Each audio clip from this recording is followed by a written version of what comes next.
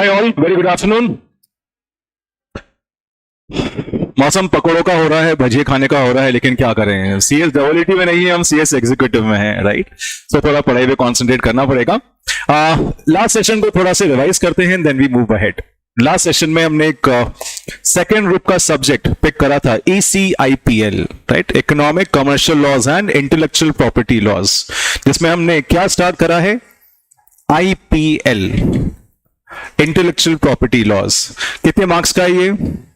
40 marks का है। Intellectual property laws में हमको कितने टाइप की इंटेलेक्चुअल प्रॉपर्टी पढ़नी है? 5। कौन कौन से, कुछ याद? पेटेंट्स देखेंगे, क्या वापस रिवाइज करेंगे, don't worry. Trademarks, copyrights, designs and geographical indication of goods. ये 5 चीजें अपने को यहां पर पढ़नी है। इंटेलेक्चुअल प्रॉपर्टी लॉस का एक्चुअली फॉर्मेशन क्यों हुआ है? ताकि जो लोग अपने ओरिजिनल आइडियाज या अपनी क्रिएटिविटी को लाते हैं उनको गवर्नमेंट प्रोटेक्शन दे, ताकि उनको मोटिवेशन मिले या उनके ओरिजिनल वर्क को कोई और कॉपी करके एडवांटेज नहीं उठा ले। अगर इनको प्रोटेक्शन नहीं दिया गया तो क्या कोई ओरिजिनल वर्क या कोई क्रिएटिविटी या कोई इन्वेंशन करने की कोशिश करेगा? वो बोलेगा मैं इन्वेंशन कर रहा हूं, कोई भी कॉपी कर सकता है, मतलब क्या है? इसलिए हमेशा हर गवर्नमेंट, इनफैक्ट हर कंट्री में हर गवर्नमेंट ऐसे क्रिएटिविटी को प्रोटेक्शन देने की कोशिश करती है और पूरा प्रोटेक्शन उनको देती है।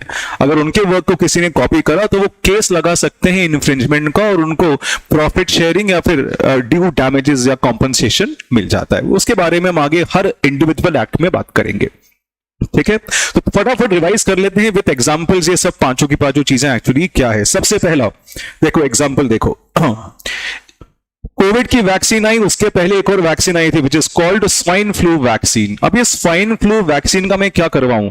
पेटेंट करवाऊं, कॉपीराइट करवाऊं, डिजाइन ऐड करवाऊं, क्या करवाऊं? तो सबसे पहले जो स्वाइन फ्लू की वैक्सीन आई थी उसका इन्वेंशन हुआ था कहां पर? पेरिस में, फ्रांस में हुआ था। और इसका नाम सनोफी पॉस्चर कॉर्पोरेशन, एक कंपनी ने स्वाइन फ्लू वैक्सीन को इजाद करा था। अब जैसे ये इन्वेंशन हुआ, इसका फॉर्मूला रजिस्टर हुआ। इस फॉर्मूले का क्या मिला होगा इन्वेंटर को? पेटेंट का रजिस्ट्रेशन मिल गया। Patent normally, patent protection normally कितने साल तक का मिलता है? 10 साल। फॉर एग्जांपल कितने साल तक का मिला? 10 साल। 10 साल मतलब क्या? 10 साल मतलब ये कि जब जब ये स्वाइन फ्लू वैक्सीन बिकेगी, इसका एक पार्ट किसको मिलेगा? इन्वेंटर को। जो इन्वेंटर को अपने इन्वेंशन के कारण 10 साल तक लगातार इनकम होती है, उसको हम रॉयल्टी बोलते हैं। 10 साल बाद ये पेटेंट प्रोटेक्शन खत्म हो जाएगा। और ये पेटेंट प्रोटेक्शन अगर खत्म हो गया तो क्या ये सारे लोगों के लिए कॉमन हो जाएगा? यस। जैसे ये कॉमन हुआ, क्या इस वैक्सीन का फॉर्मूला फिर दूसरी फार्मा कंपनीज कॉपी कर पाएगी? यस। कॉपी करके अपनी वैक्सीन बना के मार्केट में बेच पाएगी? यस। तो वो बोल रहे हैं पेटेंट का हम आपको प्रोटेक्शन आजीवन नहीं देंगे, हम चाहते हैं कि इससे पब्लिक की भलाई हो, लेकिन आपने इन्वेंशन करा तो आपको 10 साल तक का हम फायदा देंगे। 10 साल बाद ये चीज कॉमन हो जाएगी ताकि पब्लिक का वेलफेयर हो जाए। अब आ गई आपको बात समझ में? पक्का? तो हम इस इन्वेंशन का, इस क्रिएटिविटी का हमेशा क्या करते हैं? पेटेंट। वैक्सीन का या मेडिसिन का फॉर्मूला जो भी आता है या आएगा, उसका हमेशा हमको क्या मिलेगा? पेटेंट मिलेगा। पेटेंट एक्ट उसको प्रोटेक्ट करेगा। चिंता करने वाली बात नहीं है। आज सबसे पहले हम शुरू ही क्या करेंगे? पेटेंट एक्ट ही शुरू करेंगे पढ़ना, ठीक है। ओके, सेकंड क्या करें? इसका क्या मिलेगा हमको? क्या इसका पेटेंट ले सकते हैं? तो हमें नाइकी का फॉर्मूला, नाइकी का कोई फॉर्मूला नहीं होता है। हम यहां पर अपने नाम को प्रोटेक्ट करना चाहते हैं। इस नाम में क्या आपको सिंबल भी दिख रहा है? राइट वाला। क्या इस नाम में आपको फ्रेज भी दिख रहा है? फ्रेज का नाम क्या है? Just do it. तो और कोई कॉपी नहीं करे, इसके लिए नाइकी ने अपने नाम, अपने फ्रेज और अपने साइन का प्रोटेक्शन लिया। किसमें? ट्रेडमार्क्स एक्ट में। उनकी परमिशन के बिना और कोई इस मार्क को कॉपी नहीं कर सकता। सर आपने एक वर्ड बोला, उनकी परमिशन के बिना। समझो, क्या नाइकी इंडिया का है? नहीं, नाइकी यूएस की कंपनी है। लेकिन क्या नाइकी का प्रोडक्ट इंडिया में बिकता है? हाँ। तो एक होता है नाइकी का exclusive showroom.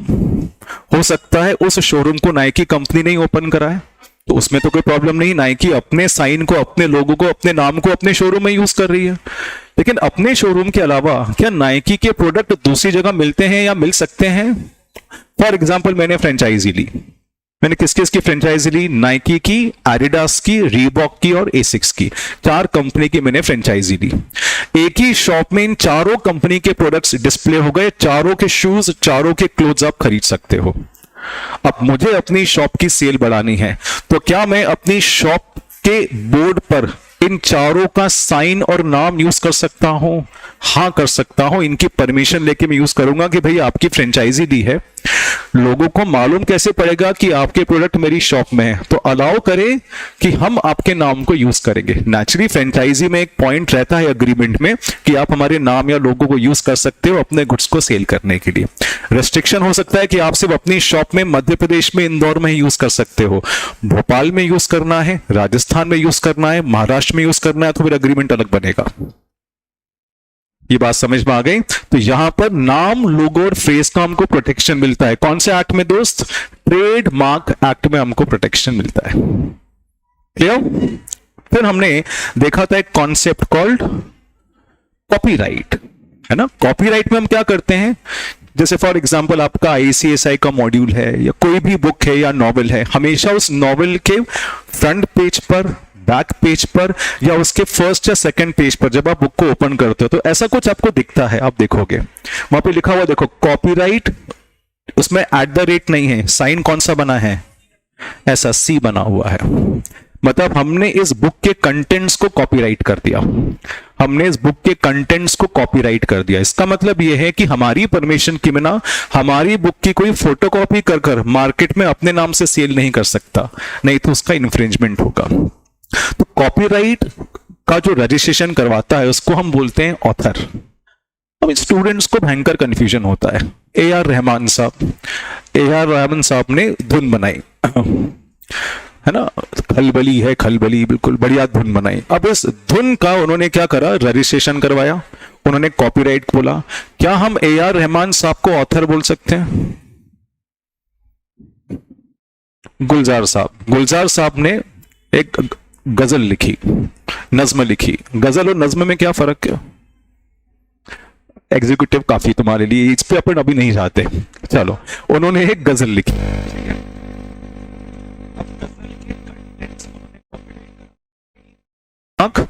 Copyright, patent, designs and geographical indications. Last session का रिवीजन पूरा कंप्लीट, आगे चला जाए आज। चलो, तो सबसे पहले आज हम शुरू करते हैं दोस्त पेटेंट से। पेटेंट के रिक्वायरमेंट्स क्या है ना, पेटेंट में क्या क्या आता है, सारी चीजें अपन डिटेल में पढ़ने वाले हैं। उसके पहले काफी सारे स्टूडेंट्स के माइंड में क्वेश्चन है कि नोट्स कब मिलेंगे। मैक्सिमम 2 और 3 डेज में आपको पूरी आईपीआर की बुक मिल जाएगी, सिर्फ पेटेंट के नोट्स नहीं, पूरी आपको बुक मिल जाएगी। उस बुक में फिर आप देख सकते हो। फिलहाल चीजों को या तो स्नैप या स्क्रीनशॉट या फिर नोट भी कर सकते हो, प्रॉब्लम नहीं है। लेकिन जितनी चीजें आपको यहां पर मिलेगी, सारी की सारी चीजें आपको systematically as it is notes में मिलेगी, don't have to worry. Clear? Let's start with patent. Mind में रखना, अगर आप पेटेंट करवा रहे हो तो पेटेंट हमेशा किसका होता है? इन्वेंशन का। पेटेंट हमेशा किसका होता है? इन्वेंशन का। अब देखो, एक केस पूछता हूं, ध्यान से सुनना और उसका जवाब देने की कोशिश करना। मैं अपने घर में ऐसे ही घूम फिर रहा था, बीवी मायके गई हुई थी, तो घूमना पड़ता है फिर, और एकदम से मैंने देखा कि 15 साल पहले जो खिलौना घूम गया था वो मुझे घर में बेंच के नीचे मिल गया। मैंने बोला वाह, मैंने उसको निकाला, मैंने बोला देखो मैंने डिस्कवरी करी, मैंने एक चीज को ढूंढ लिया, क्या मैं इसको पेटेंट बोल सकता हूं? मैं जंगल में गया ट्रैकिंग पर और मैंने एक पौधा देखा, गुलाब का फूल के ऊपर कमल का फूल। मुझे लगा ये कैसे हो गया यार, व्हाट इज दिस, तो मिक्स ब्रीड हो गई। मैंने उसको बोला पेटेंट करवाना चाहता हूं, क्या इसका पेटेंट में करवा पाऊंगा? नया इन्वेंशन है बॉस। ध्यान रखना, इन्वेंशन और डिस्कवरी में फर्क होता है।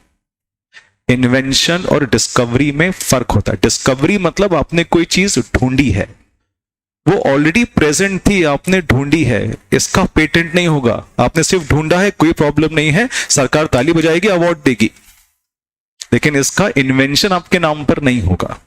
इन्वेंशन वो होता है जिसमें आपने रिसर्च करा, रिसर्च करके कोई नई चीज बनाई और वो नई चीज पब्लिकली कमर्शियली वायबल है, वो एथिकल है, तो जाके आपको क्या मिलेगा? उस इन्वेंशन का पेटेंट मिलेगा। मैंने लगा ये तो अच्छी बात है, कुछ सारे स्टूडेंट्स बोले ये तो बहुत अच्छी बात है। तो इन्होंने मेहनत करी, हार्दिक ने मेहनत करी, खूब मेहनत करी। 2.5 साल की मेहनत के बाद इन्होंने एक ऐसी मशीन दबाई कि बटन दबाओ, कागज डालो तो 2000 रुपए के नोट निकल जाते हैं, एग्जैक्ट वैसे ही। दूसरा बटन दबाओ, ऑप्शन चेंज करो तो 500 रुपए के नोट निकल जाते हैं। आज तक पूरी दुनिया में ऐसे नोट बनाने की मशीन नहीं हुई। मैंने बोला यार मेरे को अमेरिका जाना है, डॉलर्स चाहिए। बोले रुको सर, ये बटन है फॉरेन करेंसी का, फॉरेन करेंसी का बटन दबाए, ऑप्शन आए यूएस यूके, कौन सी करेंसी चाहिए, मैंने यूएस दबाया, डॉलर्स निकल गए। क्या ये इन्वेंशन है? क्या ये इन्वेंशन है? बिल्कुल यार, भयंकर बड़ा इन्वेंशन है। तो इन्होंने बोला सर मैं पेटेंट में चले जाऊं। बोला पकड़ पकड़ के मारेंगे। ये इन्वेंशन तो है लेकिन अनएथिकल है। ये इन्वेंशन तो है लेकिन अनएथिकल है। इसलिए मैंने बोला सारी चीजों का पेटेंट नहीं मिलेगा। आपने रिसर्च करा है, नई चीज बनाया है, लेकिन वो नई चीज किसके अगेंस्ट नहीं होनी चाहिए? Public morality. वो एथिकल होना चाहिए, अनएथिकल नहीं होना चाहिए, तो उसका इन्वेंशन का अपने को पेटेंट मिल सकता है। ऐसी सारी चीजें अपने को पेटेंट में पढ़नी है। So let's start with patent basics. सबसे पहले हर एक्ट में आपको ये चीज याद रखना है, रटना है। हर लॉ में दो चीजें तो होती हैं, उस लॉ के अंडर एक्ट आता है, उस लॉ के अंडर रूल्स आते हैं। जैसे आप सागर सर से पढ़ रहे होगे income tax law. Income tax law में क्या आएगा? Income tax act, income tax rules, court judgments etcetera, circulars, notification सब आएंगे।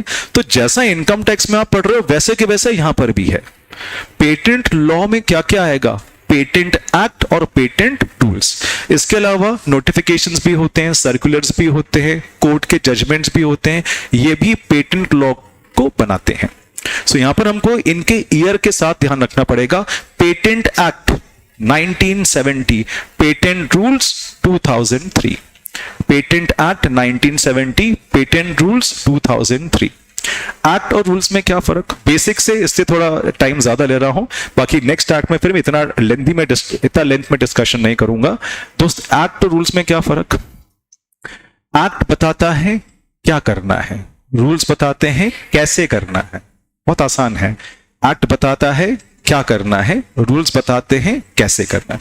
तुम्हारी भाषा में समझाता हूं। एक्ट बताता है कि शादी करना है, रूल्स बताते हैं शादी कैसे करना है। दैट्स इट, ये फर्क होता है। एक्ट बोलता है कि इनकम टैक्स एक्ट बोलता है कि रिटर्न भरना है, रूल्स बताते हैं कि रिटर्न कैसे भरना है, कौन से फॉर्म के थ्रू भरना है। This is the difference between act and rules. ऊपर लिखा हुआ है sir entry 49 of list 1 of schedule 7 of constitution of India. CSEET में मैंने आपको पढ़ाया था कि इंडिया में या किसी भी कंट्री में सबसे पावरफुल बॉडी कौन सी होती है? Constitution of India. बोलते हैं ना संविधान सर्वोपरि है। सो कॉन्स्टिट्यूशन ने लिस्ट्स बनाई है। अब कॉन्स्टिट्यूशन देखेंगे तो उसमें लिस्ट बनी है, list 1, list 2 and concurrent list. Detail में आप दूसरे लॉज में पढ़ोगे, डोंट हैव टू वरी। इस पे मैं ज्यादा टाइम स्पेंड नहीं करूंगा। This is a subject matter of Shreyan sir and Rohit sir, तो मैं उन पर ये छोड़ता हूं। फिर भी list 1, list 2 and list 3। List 1 is a central government list. Central government में जितने भी एक्ट्स आते हैं वो सब किस में दिखेंगे आपको? कॉन्स्टिट्यूशन में लिस्ट 1। जैसे इनकम टैक्स लॉ कहां दिखेगा? लिस्ट 1, सरकार का है। जीएसटी कहां दिखेगा? लिस्ट 1। पेटेंट भी कहां दिख रहा है? लिस्ट 1। इसका मतलब है जो पेटेंट है किसके अंडर आएगा? सेंट्रल गवर्नमेंट की state government? Central government. List 2 किसकी होती है? स्टेट गवर्नमेंट की। लिस्ट 3 कॉन्करेंट लिस्ट, मतलब सेंट्रल और स्टेट गवर्नमेंट की मिलीजुली लिस्ट। लेकिन अगर डिस्प्यूट हो जाए तो किसकी मानेंगे? सेंट्रल गवर्नमेंट की मानेंगे, स्टेट गवर्नमेंट की नहीं मानेंगे। सो हमको ये ध्यान रखना है पेटेंट लॉ किसके अंडर आ रहा है? Central government. इसलिए कौन सी लिस्ट में आ रहा है? लिस्ट 1। अब लिस्ट 1 तो आ गई, लिस्ट 1 में तो बहुत बड़ी एंट्रीज हैं, बहुत सारे नाम्स हैं, तो वहां पर ढूंढना एंट्री नंबर 49। जैसे एंट्री नंबर 49 दिखेगा, 49th नंबर दिखेगी, वहां पर क्या लिखा रहेगा? Patent law. सबको पेटेंट लॉ ढूंढने से कहां मिलेगा? List 1 entry number 49। इतना आपको ध्यान रखना है। क्लियर हो गया? पक्का? हर एक्ट में अपने को दोस्त ऐसी बातें करनी है। चलिए अब स्टार्ट करते हैं पेटेंट को अपन अच्छे से पढ़ना। क्या होता है पेटेंट? इसको प्लीज 2 बार पढ़ो फिर समझाता हूं। Read 2 times. धीरे धीरे पढ़ना है। पहला लॉ है आपका, आराम से पढ़ना है, कॉन्सेप्ट बिल्कुल क्लियर होने चाहिए।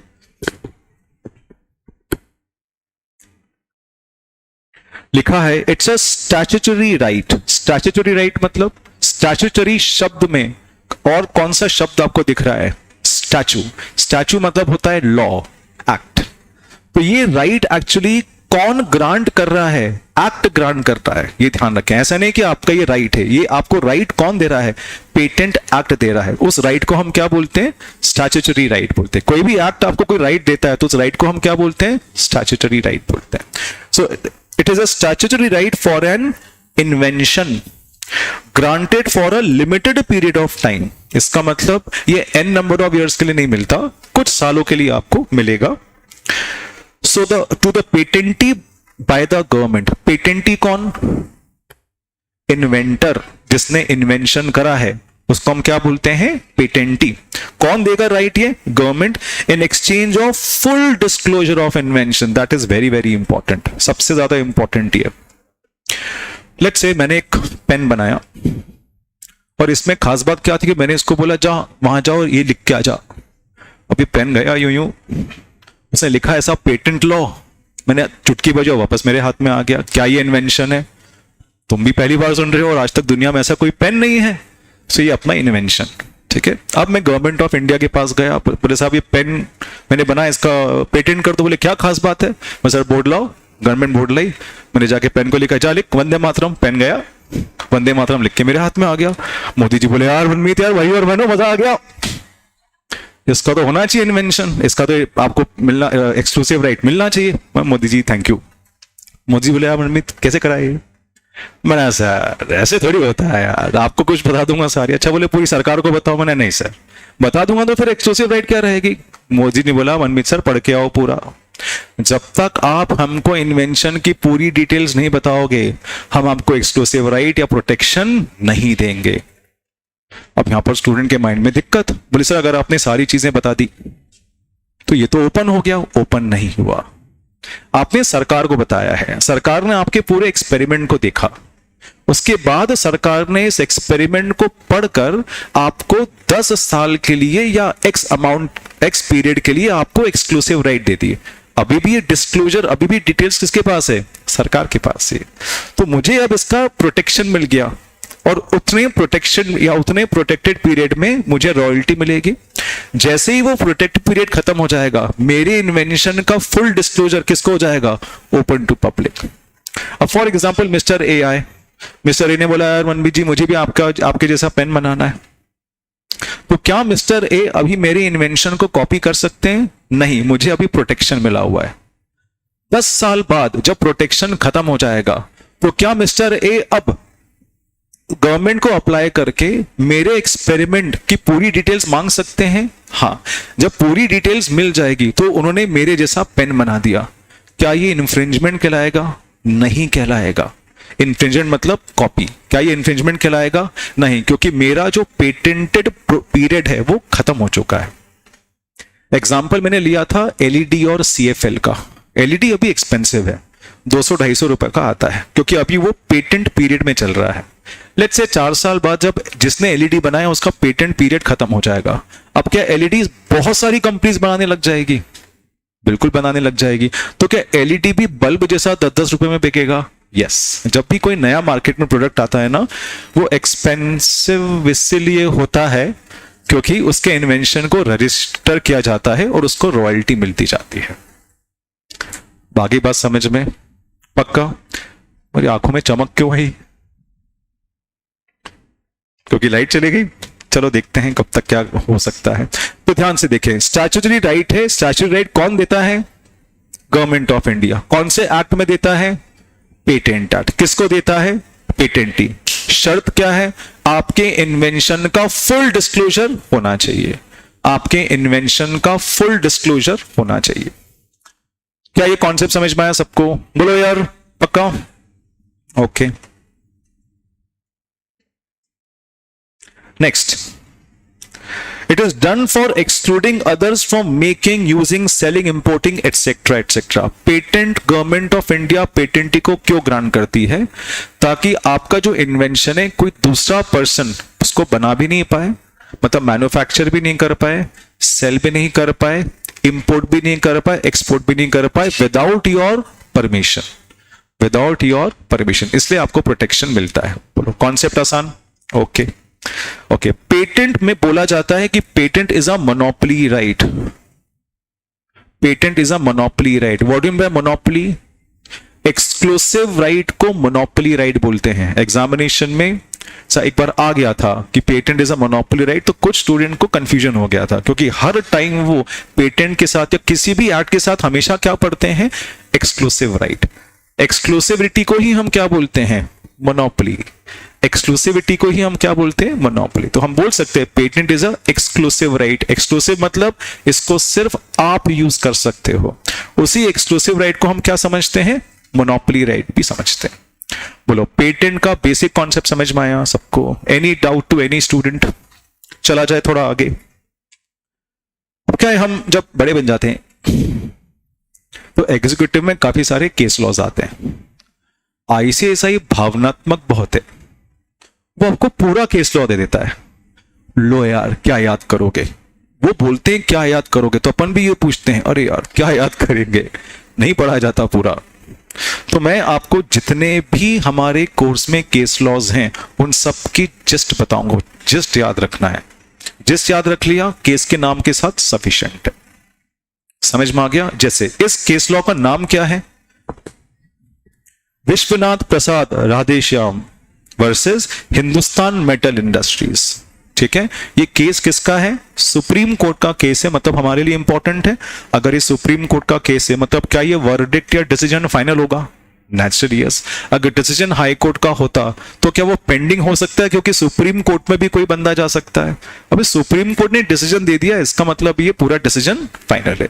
तो आज की तारीख में आपको ये केस लॉ का नाम याद हो जाना चाहिए। इस केस लॉ में बोला क्या? चीजें बड़ी सिंपल बोली है सुप्रीम कोर्ट ने। देखें first point, the object of patent law is to encourage scientific research, new technology and industrial progress. जो मैंने आपको समझाया पिछले 10 मिनट में, सुप्रीम कोर्ट ने भी यही बोला। पेटेंट प्रोटेक्शन हम क्यों देखते हैं? ताकि इन्वेंटर या पेटेंटी को एनकरेज करें। अगर कोई नया इन्वेंशन करता है उसको हम प्रोटेक्शन इसलिए देते हैं ताकि वो इस इन्वेंशन का बाद में इंजॉयमेंट भी कर सके, उसको रॉयल्टी मिलेगी। तभी तो दूसरे रिसर्चर्स मोटिवेट होंगे कि इंडिया के लिए नई नई चीज बनाओ। समझना, अगर मैं रिसर्चर हूं, इंडिया में मुझे अपने इन्वेंशन का प्रोटेक्शन नहीं मिल रहा, तो मुझे बताओ क्या मैं इंडिया में इन्वेंशन करूंगा? मैं तो उस कंट्री में चले जाऊंगा जहां पर मुझे अपने इन्वेंशन का प्रोटेक्शन मिलेगा। मैं अमेरिका चले जाऊंगा। इसलिए हर कंट्री अपने रिसर्चर्स को क्या देती है? प्रोटेक्शन देती है, to motivate them, to encourage them for scientific researches. Clear? Second, a limited time grant. Supreme Court ने बोला भैया पूरी जिंदगी का हम आपको पेटेंट प्रोटेक्शन नहीं देंगे, आपको हमेशा पेटेंट प्रोटेक्शन कितना देंगे? Limited time grant of only right to own, use or sell a patented method or product encourages development of new commercially useful inventions। हम पेटेंट उसी इन्वेंशन का देंगे जो कमर्शियली यूज हो सके। कोई स्टूडेंट समझा पाएगा इसका मतलब क्या है? कमर्शियली यूज हो सके। कमर्शियली यूज मतलब वो पब्लिक के लिए यूज हो सके, that should be saleable in market. मैंने एक रिसर्च करा, ये याद है पेन वाला रिसर्च करा, ठीक है, और अगर मैंने इस पेन के रिसर्च से बहुत खुश हुआ, लेकिन मैं अपने पेटेंट को रजिस्टर करवाना चाहता हूं, सरकार ने बोला बताओ मार्केट में कब ला रहे हो? बोले नहीं सब मार्केट में नहीं, मैंने तो इसको सिर्फ अपने ऑफिस और घर के लिए बनाया है। तो क्या सरकार अब मुझे बोल सकती है कि हम आपको पेटेंट नहीं देंगे? यस, सरकार बोलेगी नहीं साहब, कमर्शियली आपको इसको ले जाना पड़ेगा तो ही आपको पेटेंट देंगे। अब दूसरा पॉइंट ये आता है, मैंने सरकार को बोला ठीक है साहब मैं कमर्शियली इसको ले जाऊंगा, मैंने क्यों बोल दिया? ताकि मुझे पेटेंट मिल सके। तो मैंने सरकार को बोला मत चिंता करो सर, आप अब तो सही देखो अभी ये पब्लिक के पास आ जाएगा। सरकार खुश, बोले लो मनमीत सर बड़ा अच्छा है। तो मुझे मेरे इन्वेंशन का पेटेंट मिल गया, अब मैं ला ही नहीं रहा हूं उसको मार्केट में। ठीक है, अब किसी ने ऑपोजिशन उठाया, मिस्टर ए वो खड़े हुए, उन्होंने ऑपोजिशन उठाया, बोले यार सर आपने इनको पेटेंट का ग्रांट दे दिया इस पेन का, लेकिन ये मार्केट में तो ला ही नहीं रहे हैं। तो सरकार ने मुझसे पूछा क्यों नहीं मार्केट में ला रहे हो? बोले बस सर ला रहे। मिस्टर ए डायरेक्टली मेरे पास आए, बोले साहब एक काम करो, आप मार्केट में नहीं ला रहे हो ना, आपके इन्वेंशन का लाइसेंस मुझे दे दो, आपके इन्वेंशन का प्रोडक्शन मैं करके इसको मार्केट में लेके आऊंगा, जितना मार्केट में आपके गुड्स बिकेंगे उसका 20% रॉयल्टी मैं आपको दे दूंगा। क्या ऐसा कर सकते हैं? हाँ कर सकते हैं। इसको हम बोलते हैं वॉलंटरी लाइसेंस। मैं खुद स्वेच्छा से अपने इन्वेंशन का प्रोडक्शन और किसी को दे रहा हूं, लेकिन मैं तो अड़ा रहा नहीं देना, वॉलंटरी लाइसेंस भी नहीं देना। मैं अपने प्रोडक्ट को सिर्फ अपने घर पर यूज करूंगा, अपने ऑफिस में, और किसी को नहीं करूंगा। अब ये जो मिस्टर ए हैं, मैंने अगर लाइसेंस के लिए मना कर दिया तो किसके पास जा सकते हैं? गवर्नमेंट के पास। गवर्नमेंट को ये बोलेगा, साहब मनमीत सर को आपने पेन का इन्वेंशन का पेटेंट तो दे दिया, अब ना ये खुद बना रहे हैं ना मुझे बनाने को दे रहे हैं, तो कृपया करके हमारी मदद करो। गवर्नमेंट ने मुझसे पूछा, क्या भाई क्या बात है, आप ला ही नहीं रहे हो इसको? बोले तो बस ला रहे हो। बोले नहीं ऐसा नहीं है, नहीं ला रहे हो तो बता दो।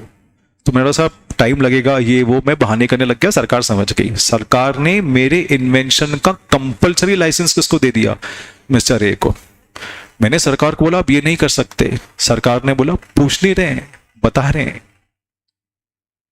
पूछना और बताने में क्या फर्क होता है? हाँ, सरकार ने मुझसे पूछा नहीं, सरकार ने बोला आपको अपॉर्चुनिटी दी। अब आपके इन्वेंशन का लाइसेंस हम कंपलसरीली किसको दे रहे हैं? Mister A. अब मिस्टर ए गुड्स बनाएंगे और मार्केट में बेचेंगे। मैंने बोला मेरा क्या होगा? सरकार ने बोला चिंता मत कर, रॉयल्टी अभी भी तुमको दिलवाएंगे क्योंकि इन्वेंशन तुम्हारा है। क्लियर हो गया? सो मैं ओनर हूं, मेरी परमिशन के साथ में और कोई प्रोडक्शन कर सकता है, और मैंने अगर इसको कमर्शियली वायबल नहीं करा तो क्या मुझे सरकार ये बोल सकती है कि आपके इन्वेंशन को हम शेयर और किसी पर्सन को कर रहे हैं, आपको रॉयल्टी दिलवाते रहेंगे? यस, ये सारी चीजें भी आगे जाके हम पढ़ेंगे। कॉन्सेप्ट आया समझ में कमर्शियली वायबल का? थर्ड पॉइंट देखो, the disclosure of invention to patent office which becomes public domain after a predetermined duration of monopoly is the cost of monopoly grant। मैंने आपको बताया था कि एक पेटेंटी को स्टैट्यूटरी या एक्सक्लूसिव राइट सिर्फ कब मिलेगी? कंडीशन बताओ, एक मात्र कंडीशन बताई थी, जब मैं अपने इन्वेंशन का गवर्नमेंट को फुल डिस्क्लोजर कर दूं। आखिरी पॉइंट में भी यह लिखा हुआ है। मैं जब अपने इन्वेंशन को रजिस्टर करवाने पेटेंट ऑफिस जाऊंगा तो पेटेंट ऑफिस को मुझे सारी चीजें बतानी पड़ेगी, तभी पेटेंट ऑफिस मुझे रजिस्ट्रेशन देगा एक लिमिटेड पीरियड के लिए। उस लिमिटेड पीरियड के बाद में मेरा पूरा इन्वेंशन पब्लिक डोमेन के लिए ओपन हो जाएगा। पब्लिक डोमेन मतलब पब्लिक के लिए ओपन हो जाएगा। पब्लिक डोमेन मतलब पब्लिक के बीच में ओपन हो जाएगा। अब बताओ क्या ये केस लॉ समझ में आया अच्छे से? क्या क्या बोला सुप्रीम कोर्ट ने? केस लॉ सारे बड़े बड़े होते हैं, आपको ये जो जस्ट मैं बता रहा हूं, जो पॉइंट्स बता रहा हूं, उनको आपको स्पेसिफिकली याद रखना है। बोलो दोस्त, क्लियर हो गया ये? पक्का? Okay. Now the most important thing in patent, बिना रुके एग्जामिनेशन में आता था ये CS प्रोफेशनल में। सर हम तो एग्जीक्यूटिव में IPL पहली बार आया है। प्रोफेशनल से कहां शिफ्ट हो गया? प्रोफेशनल लेवल का सब्जेक्ट है ये। प्रोफेशनल में IPL खत्म हो जाता था मैक्सिमम 10 डेज। इतना छोटा सा कोर्स था, वहां पर सबकी समरी थी। आपके कोर्स में इसको 40 मार्क्स करके डिटेल में कर दिया। तो ये प्रोफेशनल में तो बिना रुके आया था। इसका मतलब आपके लिए भी क्या ये वाला पॉइंट इंपॉर्टेंट है? हाँ, कि हम पेटेंट कब देंगे? What are the requirements of patents? When can an invention be patented? तो हमको यहां पर रिक्वायरमेंट्स पढ़नी है कि कब हम पेटेंट ले सकते। करें शुरू? Okay. First, patent is only provided on invention. Invention होना चाहिए, किसी भी चीज का इन्वेंशन होना चाहिए। अभी इन्वेंशन मतलब क्या? तो invention means a new product और process involving an inventive step and capable of industrial production. उन्होंने बोला आपके इन्वेंशन में कोई नया प्रोडक्ट आना चाहिए या फिर कोई नए प्रोसेस इजाद होना चाहिए। प्रोडक्ट और प्रोसेस अलग अलग होते हैं। प्रोडक्ट मतलब एक नया प्रोडक्ट आ गया, पेन। प्रोसेस मतलब एक गुड को और अच्छे से बनाने का तरीका आ गया, that is called a process. समझते हैं? दो मेडिसिन, मेडिसिन ए, मेडिसिन बी। मेडिसिन ए सरदर्द ठीक करती है, मेडिसिन ए सरदर्द ठीक करती है, साइड इफेक्ट्स होते हैं। मेडिसिन बी फीवर ठीक करती है, साइड इफेक्ट्स होते हैं। मैंने मेडिसिन ए और मेडिसिन बी को कंबाइन कर दिया। मैंने बोला अब आपके लिए एक ही मेडिसिन है जो सरदर्द और फीवर दोनों ठीक करेगी, लेकिन इसके साइड इफेक्ट्स होते हैं। बोलो इसका पेटेंट मिलेगा? देखो बहुत बढ़िया इंपॉर्टेंट ऐसा question as a case law भी आपके एग्जामिनेशन में आ सकता है। डोंट वरी, लिखता हूं। देखो ये मेडिसिन ए, मेडिसिन ए क्या ठीक कर रही है? हेडेक, और हेडेक कहां होता है? पेट, अरे हेड में होता है ना, तो हेडेक और इसके साइड इफेक्ट्स होते हैं। क्लियर? मेडिसिन बी ये क्या ठीक करती है? फीवर, और इसके भी साइड इफेक्ट्स होते हैं। मैंने ए और बी मेडिसिन को कंबाइन कर कर एक मेडिसिन बनाई, उसका नाम क्या रख दिया? सी। अब ये हेडेक और फीवर दोनों को ठीक करेगी, लेकिन साइड इफेक्ट्स होंगे। क्या ये इन्वेंशन है? ध्यान से सोचो, अपने पास टाइम है, you have to be creative. Creative रहोगे तो केस लॉ को हैंडल कर पाओगे, क्योंकि 100% पेपर आपका थ्योरेटिकल नहीं है, it will be maximum indirect questions. वो क्लास 12 का बिजनेस स्टडीज याद है क्या? केस लॉ बेस्ड आता है, बस भाई साहब याद कर लो उसको, केस लॉ बेस्ड आएगा। हाँ बेटा, बहुत बढ़िया, बहुत ध्यान से समझना। ये वैसे ही है, स्यों परमल मैंने मिला दिया, स्यों परमल नया प्रोडक्ट, लाओ पेटेंट। किसी ने बोल दिया लो प्याज, लाओ पेटेंट। अरे आप दो चीजों को मिक्स कर रहे हो, उससे क्या फर्क पड़ता है? इसमें कोई नई चीज थोड़ी, कोई नया प्रोसेस नहीं है। लेकिन अगर मैं एक मेडिसिन बनाता हूं, medicine D, medicine D headache भी ठीक कर रही है, फीवर भी ठीक कर रहा है, बट साइड इफेक्ट नहीं है।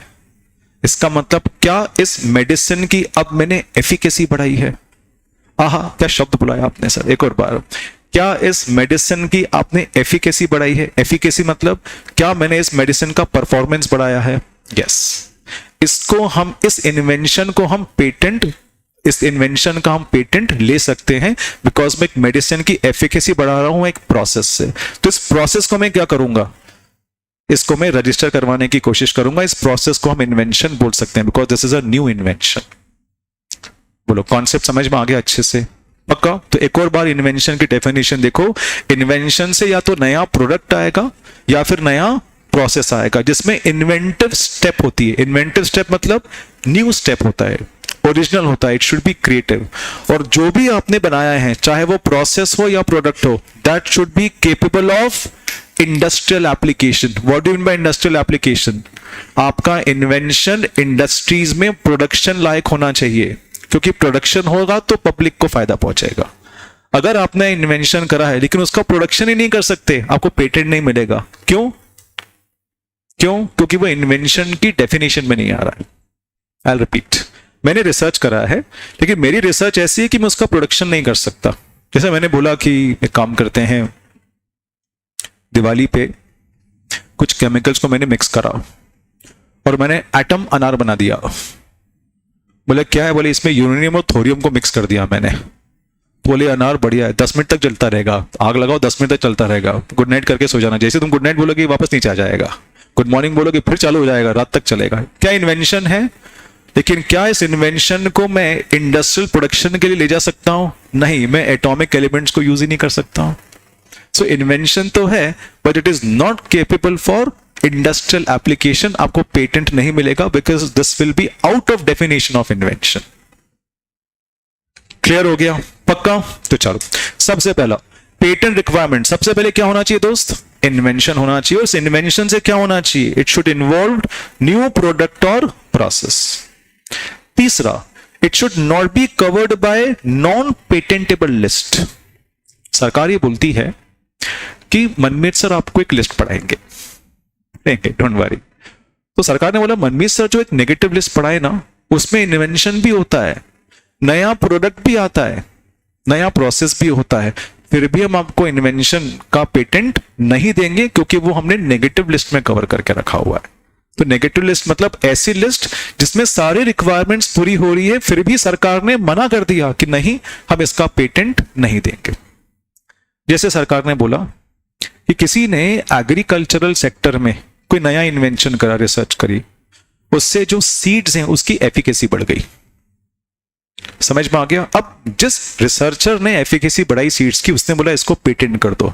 सरकार ने बोला यार साहब, आपने एग्रीकल्चर में क्रांति ला दी। याद करो वो हाई यील्ड वेराइटी सीड, याद है क्या? HYV seeds.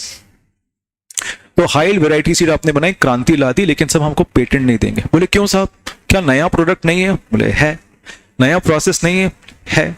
इन्वेंशन नहीं है? है। बोले रिक्वायरमेंट्स पूरी है? बोले हमको मालूम है सब रिक्वायरमेंट्स पूरी है, लेकिन इंडिया में जो एग्रीकल्चरल एक्टिविटी है ना, अगर हमने इसका इन्वेंशन कर दिया, एग्रीकल्चर एक्टिविटी से जो प्रोडक्ट्स बनते हैं वो लोगों के नेसेसिटी रिक्वायरमेंट्स में आते हैं, अगर हमने इसका आपको पेटेंट दे दिया, सो हर एग्रीकल्चर प्रोडक्ट पर आपको रॉयल्टी पे करनी पड़ेगी, जिसकी वजह से एग्रीकल्चर प्रोडक्ट्स के रेट्स बढ़ जाएंगे। तो हम पब्लिक वेलफेयर के लिए आपको पेटेंट नहीं देंगे, चिंता मत करो, रिपब्लिक डे पर अवार्ड दिलवाएंगे आपको प्रेसिडेंट साहब से। तो ऐसी चीजों के लिए अवार्ड मिलते हैं। क्या ये बात समझ में है? तो वो हम नेगेटिव लिस्ट में पढ़ेंगे, वो नेगेटिव लिस्ट रटी होनी चाहिए आपको, उसके बेसिस पर खूब सारे एग्जामिनेशन में केस लॉस आ सकते हैं। तो तीनों रिक्वायरमेंट समझ में है क्या? फर्स्ट रिक्वायरमेंट क्या है? It should B only an invention, invention पर ही आपको पेटेंट मिलेगा। दूसरा क्या है? It should result in new product और प्रोसेस। और तीसरा क्या है? अगर ऊपर की दो रिक्वायरमेंट्स पूरी हो गई हैं तो वो पेटेंट की नेगेटिव लिस्ट में नहीं आना चाहिए। क्लियर? चला जाए आगे। ओके, अब न्यू मतलब क्या? What do mean by this new? यहां पर लिखा हुआ ना न्यू, न्यू मतलब क्या? इस पे भी बहुत सारे डिस्कशंस हुए। सो न्यू मतलब it should involve inventive steps and it should capable of being industrially production, it should be capable of industrial production और एप्लीकेशन। सो कोई भी नया प्रोडक्ट या नया प्रोसेस नया तब कहलाएगा अगर उसमें कोई इन्वेंटिव स्टेप होगा। इन्वेंटिव स्टेप कब होता है? आपकी ओरिजिनलिटी और क्रिएटिविटी की वजह से इन्वेंटिव स्टेप आता है, नया स्टेप। मतलब आपने वो स्टेप कहीं से कॉपी नहीं करा है। और दूसरा, आपने जो प्रोडक्ट बनाया वो इंडस्ट्री में प्रोड्यूस के लिए एलिजिबल होना चाहिए। इसके कुछ एग्जांपल्स लेते हैं। पहला एग्जांपल यहां वहां देखो लेफ्ट में, आलिया भट्ट गई किचन में, लड़ाई हो गई थी रणबीर कपूर से।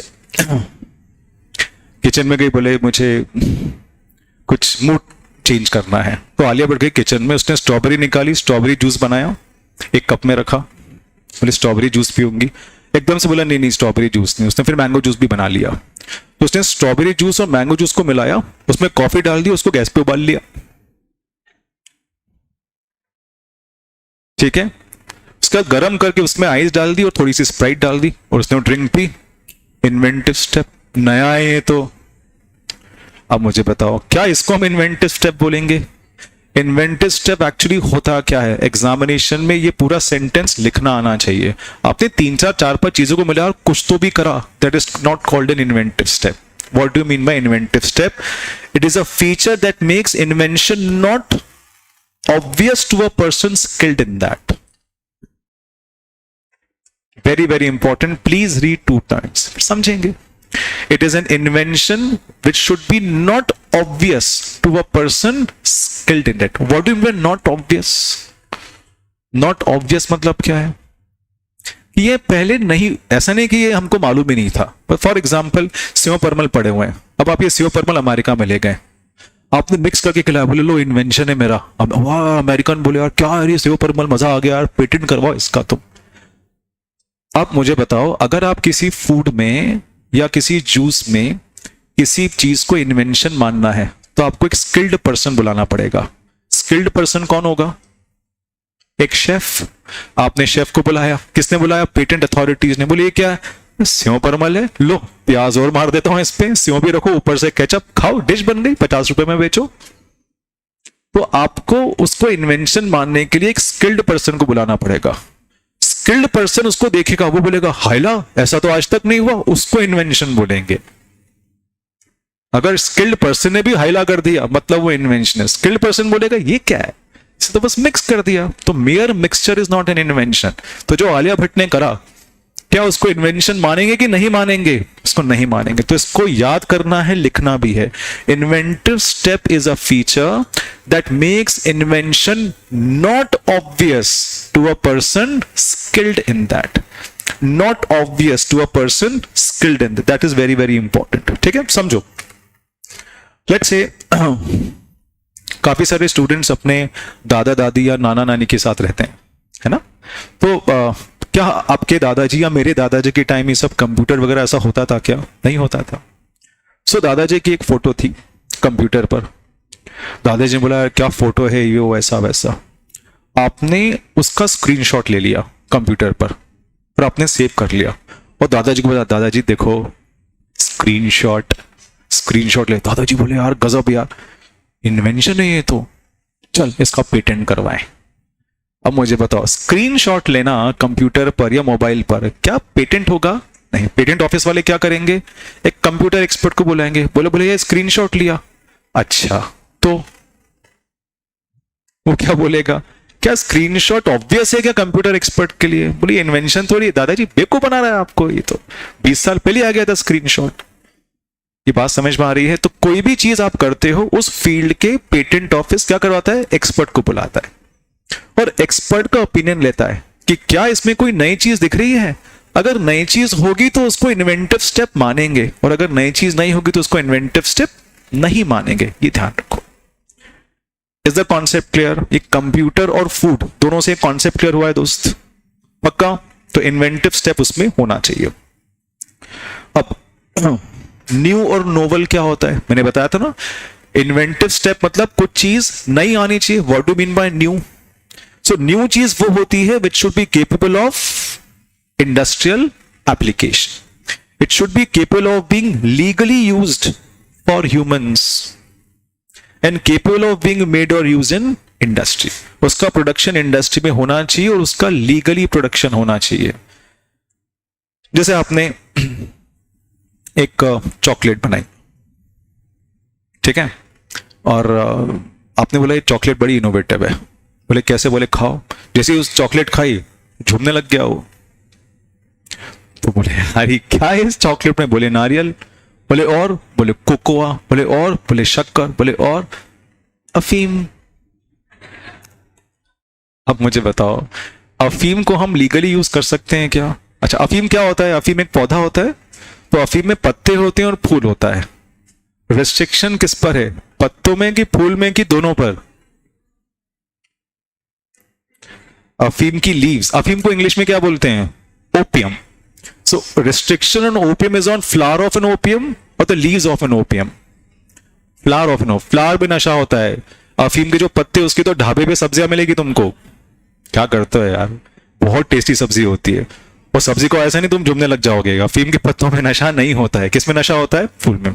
अब क्या होता है, अफीम के केस में गवर्नमेंट लाइसेंस देती है, ठीक है। जैसे फॉर एग्जांपल मेरे पास 100 एकड़ का लैंड है, मैंने अफीम की खेती के लिए गवर्नमेंट से लाइसेंस लिया। गवर्नमेंट ने लाइसेंस दिया, मन में सर ये 100 एकड़ का लैंड है ना आपका, आप अफीम की खेती कितने लैंड में कर सकते हो? 30 एकड़ में।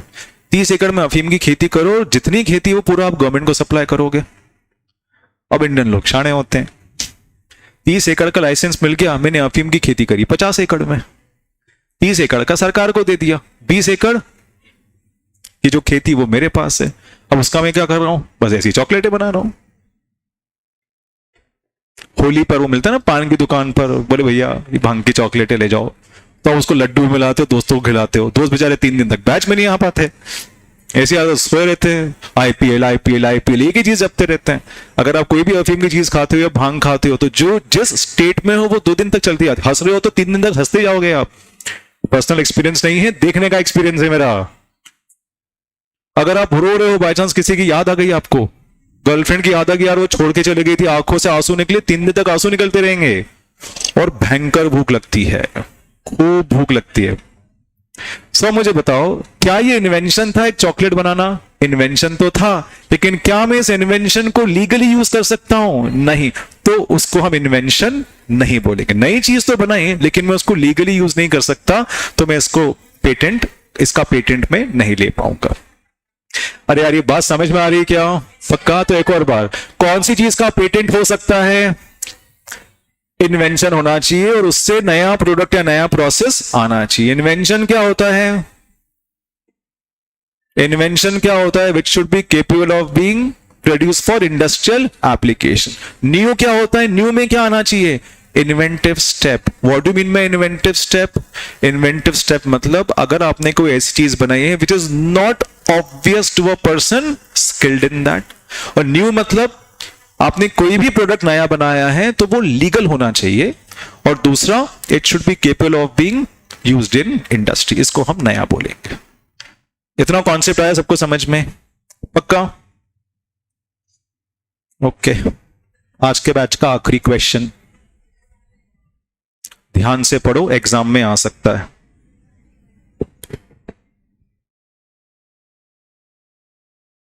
If both conditions are satisfied, in fact मैं इसमें लिख देता हूं, if all conditions of patent requirement, important है हाँ, if all conditions of patent requirement are satisfied. कौन कौन सी कंडीशन है दोस्त?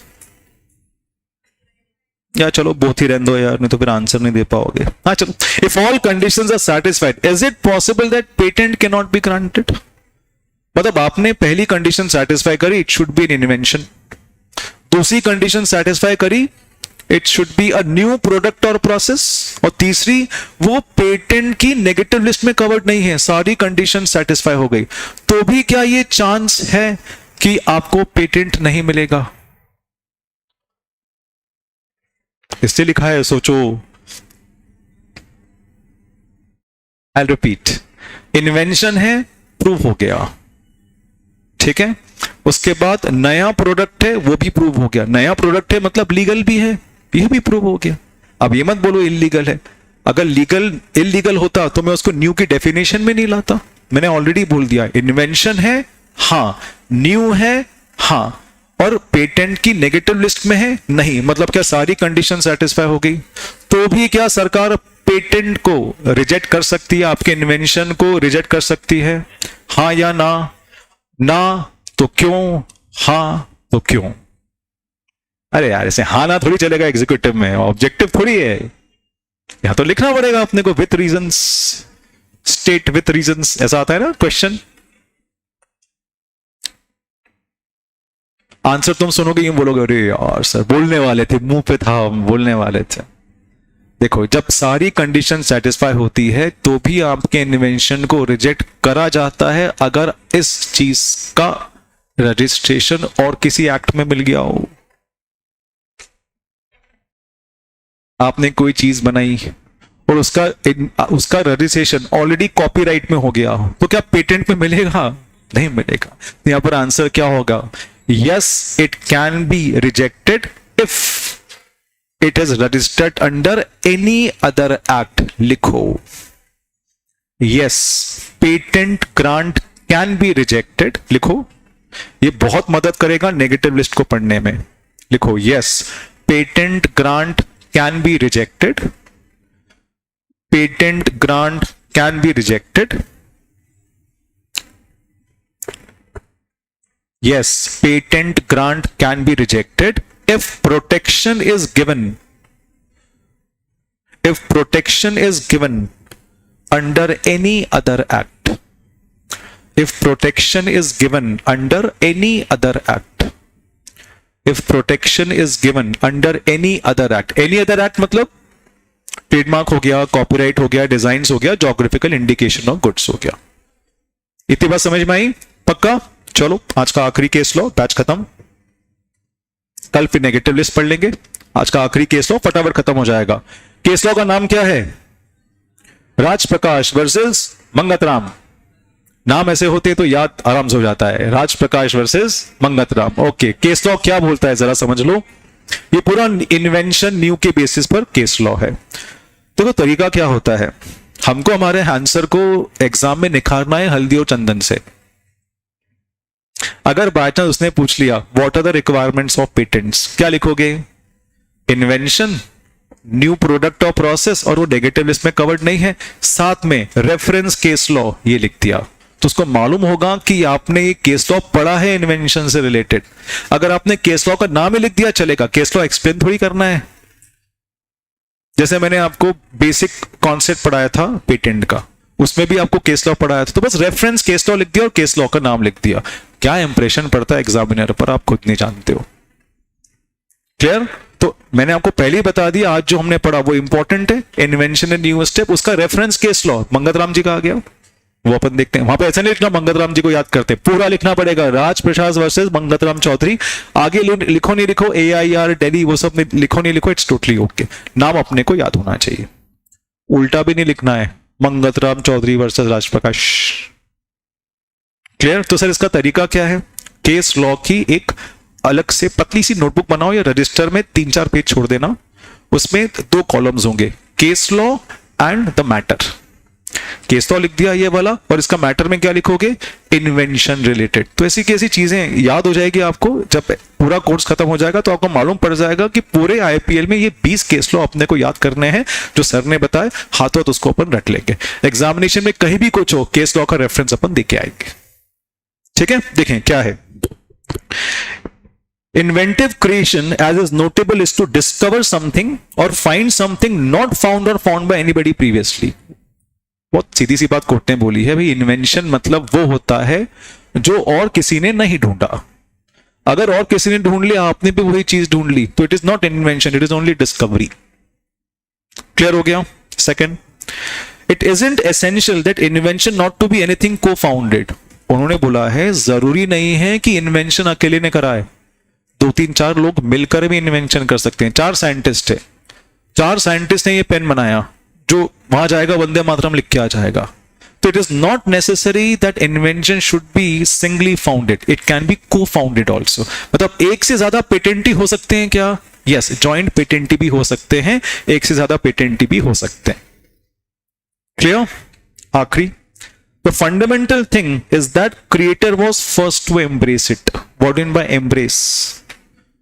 फंडामेंटल मतलब बेसिक थिंग ये होती है कि जिसने उस इन्वेंशन को बनाया, उसने इस इन्वेंशन को क्लेम करा, दैट इज इंपॉर्टेंट। भाई मैंने इन्वेंशन करा, मिस्टर ए ने भी इन्वेंशन करा, मिस्टर ए ने मेरे बाद में इन्वेंशन करा, लेकिन इस इन्वेंशन को अप्लाई पहले कर दिया, किसको मिलेगा पेटेंट? मिस्टर ए को मिलेगा। मैं बोलूंगा देखो मैंने भी करा था यार, इसने 2023 में करा था, मैंने तो 2020 में कोविड टाइम्स में कर लिया था। सरकार बोले यार फिर अप्लाई क्यों नहीं करा? भूल गया।